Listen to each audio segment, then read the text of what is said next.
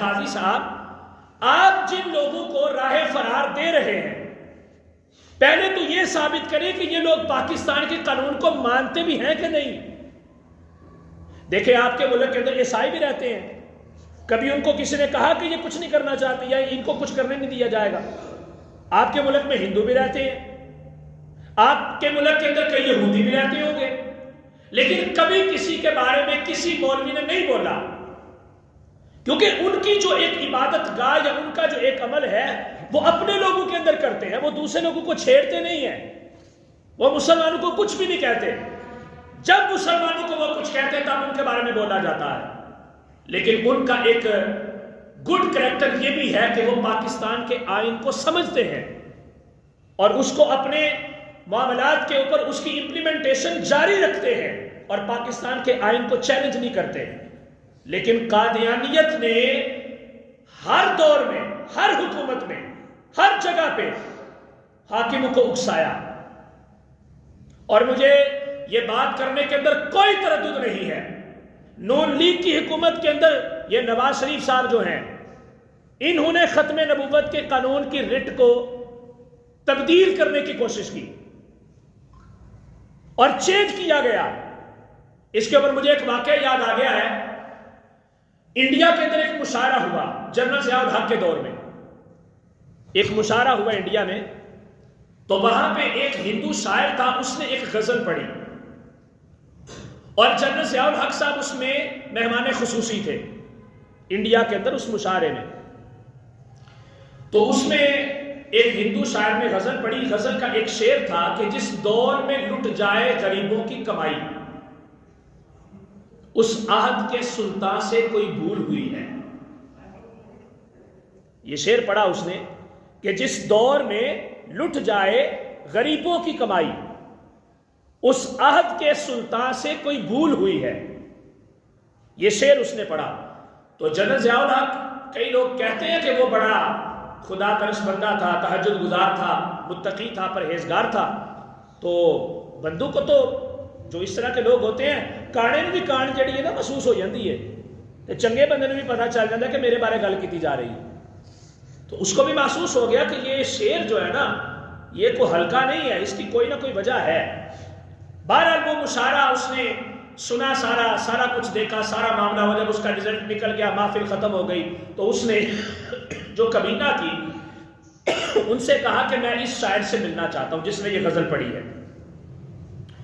وہ شاعر سے جب ملا تو اس نے بڑی تعریف کی، اس نے کہا نہیں ماشاءاللہ بڑی کمال کا آپ نے کلام پڑھا ہے، یہ کیا وہ کیا۔ اس نے کہا جنرل ضیاء تم بڑے خوش ہوئے ہو کہ میری زبان سے تم نے یہ اشعار سنے ہیں، لیکن حیران بھی تم ہوئے ہو، اس سے بڑی حیرانگی کی بات میں تمہیں نہ بتاؤں؟ اس نے کہا اس سے بڑی حیرانگی کی بات کیا ہو سکتی ہے، بتاؤ، میں تو سننے کے لیے ترس رہا ہوں۔ اس نے کہا میں ہندو شاعر ہوں، انڈیا کا نیشنلٹی ہولڈر ہوں، لیکن یہ غزل میں نے جس شاعر کی پڑھی ہے نا وہ تیرے شہر کا، تیرے ملک کا، تیرے پاکستان کا بندہ ہے جس نے یہ لکھی ہے، یہ میرا اپنا کلام نہیں۔ اس نے کہا کس نے لکھی ہے؟ تو اس نے ساغر صدیقی شاعر کا نام لیا، ساغر صدیقی، آپ کو پتہ یہ سارا کہ کون ہے، وہ بہت بڑا شاعر گزرا ہے۔ اس نے کہا یہ ساغر صدیقی کی نظم ہے، تو اس میں سے میں نے یہ اشعار پڑھے ہیں کہ جس کے اندر اس نے لکھا ہے کہ جس دور میں لٹ جائے غریبوں کی کمائی، اس عہد کے سلطان سے کوئی بھول ہوئی ہے۔ اب نہ جنرل ضیاء کو نہ مزید پریشانی ہوئی، وہ تشویش کا مزید شکار ہوا۔ اس نے کہا اتنا بڑا شاعر میرے پاکستان میں رہتا ہے، مجھے پتہ ہی نہیں ہے کہ جس کے قصائد اور جس کی غزلیں، جس کی نظمیں جو ہیں وہ دوسرے ملکوں کے اندر اتنے عظیم مشاعرے کی بزموں کے اندر پڑھی جا رہی ہیں۔ کتنا بڑا مشاعر ہوگا، اس کی کتنی کوٹھیاں ہوگی، کتنی گاڑیاں ہوگی، کتنی وہ کتابیں لکھتا ہوگا۔ جب جنرل ضیاء واپس پاکستان آیا تو اس نے اپنے بندوں کو لگا دیا کہ ساغر صدیقی نام کا کوئی شاعر ہے، اس کو ڈھونڈ کے لاؤ۔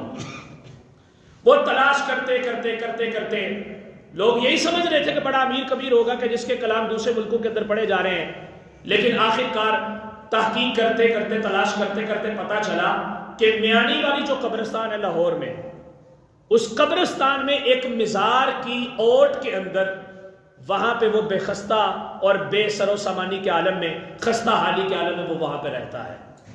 کوئی اس کا گھر نہیں، کوئی اس کی کوٹھیاں نہیں، کوئی گاڑیاں نہیں، کوئی بنگلے نہیں، کوئی اس کے خدام نہیں، کوئی ملازم نہیں، وہ ایک بس مجنون ٹائپ بندہ ہے جس کو اپنی بھی فکر رہی ہے، اپنا بھی پتہ نہیں ہے، حال اس کا بڑا عجیب قسم کا ہے اور بڑی خستہ حالی کے عالم میں وہ وہاں پہ رہتا ہے۔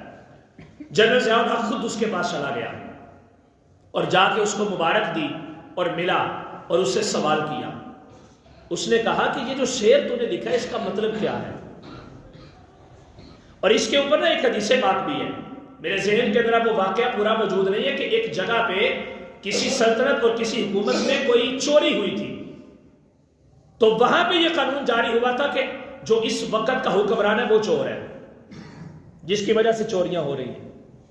بلکہ اس کے اوپر تو حضرت عمر فاروق رضی اللہ تعالیٰ کی پوری جو 10 سالہ دور خلافت ہے آپ کا، وہ سارا اس کے اوپر دلالت کرتا ہے، جو آپ نے فرمایا کہ اگر دور سمندر کے کنارے پہ اگر ایک کتا بھی پیاسا مر گیا تو اس کا جواب عمر کو کل قیامت کے دن دینا پڑے گا کہ تیرے دور حکومت میں ایک کتا پیاسا کیوں مرا ہے۔ تو بادشاہ نے ضیاء الحق نے پوچھا کہ یہ کیا مطلب ہے اس کا؟ اس نے کہا جنرل ضیاء، میری ایک دلائی تھی جس کو میں نیچے بچھا کے سوتا تھا، ایک بوسیدہ میرا کمبل تھا جو کبھی پتہ نہیں کتنے سالوں سے دھویا ہی نہیں تھا، اور ایک میرا سرانہ تھا، وہ میرا اس قبرستان سے چوری ہوا ہے۔ تو جب وہ چوری ہوا تھا تو تب میں نے یہ شعر لکھا تھا کہ جس عہد میں لٹ جائے غریبوں کی کمائی، اس عہد کے سلطان سے کوئی بھول ہوئی ہے۔ اگر غریبوں کی کمائی ایک بستر، بوسیدہ بستر کی شکل میں لٹ جائے تو عہد کے سلطان سے بھول ہوتی ہے، تو جس ملک پاکستان کی عدالت کا جج ختم نبوت کے قانون پہ ڈھاکہ ڈال دے، اس عہد کے سلطان سے کوئی بھول نہیں ہوتی۔ اب پھر حکومت انہی کمینوں کے ہاتھ میں جا رہی ہے۔ یہ کیا ہو رہا ہے ملک پاکستان کے اندر؟ کیوں سوئے ہوئے ہیں سارے لوگ؟ ختم نبوت کے قانون کے اوپر ڈاکہ پڑ جائے اور اپنی طرف سے خود ساختہ وہاں پہ روایات دینے کی کوشش کی جائے گی، اِنَّا نَحْنُ نَزَّلْنَا الذِّكْرَ وَإِنَّا لَهُ لَحَافِظُونَ، اور لا اکراہ فی الدین کہ قرآن اللہ نے نازل کیا ہے، اللہ اس کا محافظ ہے، اور دین کے اندر جبر کوئی نہیں، لہذا قادیانیوں کو آزادی حاصل ہے۔ یہ کس نے لکھا اور کس نے کہا ہے؟ قاضی فائز عیسیٰ کو۔ کس آئین کے اندر یہ لکھا ہوا ہے؟ عدالت کی کرسی کے اوپر بیٹھ کے اپنے آپ کو قوم کا خدا سمجھ بیٹھتے ہیں یہ لوگ، اور سمجھتے ہیں کہ جو کچھ مرضی کر لیں ہمیں کوئی پوچھنے والا نہیں ہے۔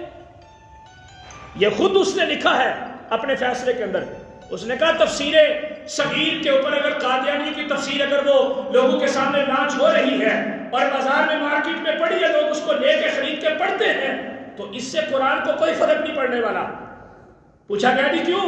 اس نے کہا جی اللہ نے خود قرآن میں کہا اِنَّا نَحْنُ نَزَّلْنَا الذِّكْرَ وَإِنَّا لَهُ لَحَافِظُونَ، کہ میں نے قرآن نازل کیا، میں اس کا محافظ ہوں، لہذا قادیانی اپنی تبلیغ جاری بھی رکھے تو اسلام کو کچھ نہیں ہوگا۔ یہ عقل سے پیدل بے وقوف جج۔ قرآن پاک کی حفاظت کا ذمہ گرچہ اللہ رب العزت نے لیا ہوا ہے، مگر اس کی کیفیت کو بھی سمجھنا چاہیے کہ وہ حفاظت رب نے کیسے کی ہے۔ مسیلمہ کذاب کی جنگ میں 10 سالہ دور نبوت جو مدینی دور ہے، غزوہ بدر ہوا، غزوہ احد ہوا، خندق ہوا، تبوک ہوا، غزوہ خیبر ہوا، کتنے غزوات ہوئے؟ ان سارے غزوات میں ٹوٹل، تھوڑی ساری تاریخ بھی اپنی یاد رکھنی چاہیے ہمیں، ویسے تو ہمیں جناب کوئی فرصت ہی نہیں ہے نا کہ ہم دین کی بات کو سیکھ لیں کسی کے پاس جا کے بیٹھ کے، بعد میں پھر سر کے اوپر بازو رکھ کے روتے ہیں ہم لوگ کہ ہمارے ساتھ ہو کیا گیا ہے۔ ٹوٹل 10 سالہ دور نبوی جو مدنی دور ہے، جس میں جہاد فرض ہوا، 259 صحابہ اکرام شہید ہوئے۔ کتنے ہوئے؟ 259، 259، 259 چنوانے ایسی پنجابی دے وچ۔ 10 سالہ دور نبوت جو مدنی دور ہے، ان ساری جنگوں کے اندر 259 صحابہ اکرام شہید ہوئے، لیکن ایک اکیلی جنگ جو مسیلمہ کذاب کے خلاف ختم نبوت کے اوپر لڑی گئی، اس میں 259 صحابہ تو مدنی دور میں جو شہید ہوئے وہ تو دور کی بات ہے، ٹوٹل جو صرف اس جنگ میں صحابہ شہید ہوئے وہ 1200 صحابہ تھے۔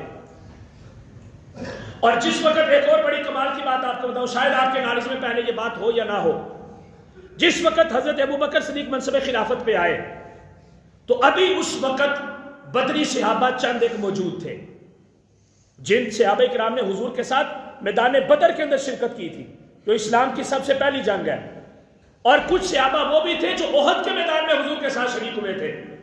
تو حضرت ابو بکر صدیق رضی اللہ تعالیٰ عنہ نے منصب خلافت پہ آتے یہ قانون بنایا تھا. قانون یہ تھا کہ آج کے بعد اسلام کی جتنی بھی جنگیں ہوں گی ان جنگوں میں بدری اور احد کے جو صحابہ وہاں پہ مجاہد بن کے شریک ہوئے تھے وہ کسی جنگ میں نہیں جائیں گے. وجہ کیا ہے کہ یہ بطور تبرک یہ لوگ ہمارے درمیان موجود رہیں گے کہ انہوں نے حضور کے ساتھ جو ہے وہ جہاد کیا ہے، حضور کی سپہ سالاری میں جہاد کیا ہے، نبی کریم علیہ السلام کے فوجی ہیں یہ لوگ، لہٰذا ہم ان کو اب کھونا نہیں چاہتے. خود ہی ایک جو قدرتی موت آ جائے تو وہ ایک علیحدہ بات ہے، لیکن یہ میدان جنگ میں جا کے اب تلوار کے ساتھ جہاد نہیں کریں گے کہ کہیں یہ شہید نہ ہو جائے. ہم ان سے برکت حاصل کریں گے. اور ان کو بیت المال سے وظیفہ بھی دیا جاتا تھا. لیکن جب مسیلمہ کذاب کی جنگ ہوئی، حضرت خالد بن ولید رضی اللہ تعالیٰ عنہ کی سپہ سالاری میں مسلمانوں کو یہ فتح ملی.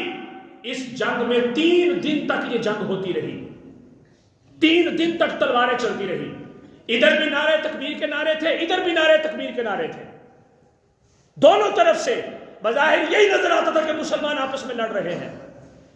ادھر بھی اللہ کو ماننے والے تھے، ادھر بھی اللہ کو ماننے والے تھے. وہاں پہ حضرت خالد بن ولید کے پاس پھر ایک صحابی آئے. انہوں نے کہا یہ تو ماجرا بڑا عجیب سا ہے، ہم تو اپنے لوگوں کو قتل کرتے جا رہے ہیں، ادھر بھی اللہ اکبر کے نعرے، ادھر بھی اللہ اکبر کے نعرے، ہم کیسے فرق کریں کہ اپنا کون ہے اور پرایا کون ہے؟ مسیلمہ کذاب کو ماننے والا کون ہے، محمد رسول اللہ کو ماننے والا کون ہے صلی اللہ علیہ وسلم. تو حضرت خالد بن ولید نے فرمایا کہ تم نعرہ رسالت لگانا شروع کر دو. اب جب نعرہ رسالت لگانا تو خالد بن ولید کی صف میں سے یا رسول اللہ کے نعرے لگے، محمد رسول اللہ صلی اللہ علیہ وسلم کے، اور مسیلمہ کذاب کی صف میں سے مسیلمہ کذاب کے نعرے لگے. پھر فرق ہوا اور وہاں پہ قتل و غارت کرنے کا بازار پھر گرم ہوا. 3 دن تک یہ جنگ چلتی رہی. اور حضرت خالد بن ولید کی سپہ سالاری میں پھر حضرت ابو بکر صدیق نے اپنا بنایا ہوا قانون خود توڑا اور کہا کہ جس نبی کے وجود سے برکت لینے کے لیے میں نے بدری اور احدی صحابہ کو روکا ہوا تھا کہ وہ جنگ میں نہیں جائیں گے، آج میں ابو بکر صدیق بطور امیر المومنین اپنے اس قانون کو میں توڑتا ہوں کہ جس نبی کے وجود سے برکت لینے کے لیے میں نے ان لوگوں کو روکا ہوا تھا کہ یہ جنگ میں نہیں جائیں گے. آج اسی نبی کی ناموس کی حفاظت کا وقت ہے. لہٰذا اب یہ لوگ، کوئی بھی مسلمان، کوئی بھی مجاہد کہ جو تلوار لے کے میدان جنگ کے اندر جہاد کر سکتا ہے، کوئی بھی مجاہد آج پیچھے نہیں ہٹے گا. یہ قربانیاں مسلمانوں کو کیوں بھول جاتی ہیں؟ یہ باتیں مسلمانوں کو کیوں یاد نہیں رہتی ہیں؟